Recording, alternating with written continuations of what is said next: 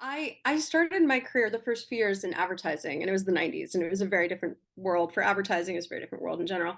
And then I had a very serendipitous pivot to branding, and it involved like physically running into someone I used to know in a hallway and starting a conversation. So I'm a big serendipity person. So then I wound up at Landor for a couple of years, which I just loved, loved, loved. And I mentioned that because there were sort of early aughts video screens playing in reception that you'd pass a million times a day. And there were all these quotes from Walter Landor.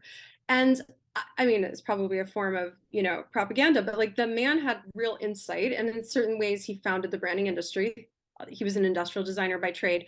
And there are two quotes that stuck with me from that video. That was probably like a 5-minute loop, not even. And I feel like those two quotes are the best way to answer your question, Erin. One is products live on shelves, but brands live in the mind. And I always found that not only inspiring, but also a really concrete way to describe a concept that's quite esoteric.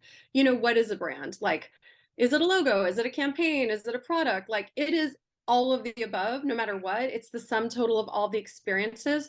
But then once you aggregate that, what ladders up as far as the idea is concerned. So I love that brands live in the mind.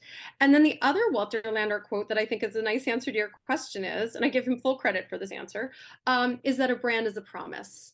And that one like took me like probably about 3 dozen back and forths in the hallway through reception to really wrap my head around. And I find with every passing year that that quote means more to me. And especially in this very kind of like fragmented, decentralized, DTC, Instagram's trying to get you to buy Prose shampoo, like, these things that hit you over and over and over again.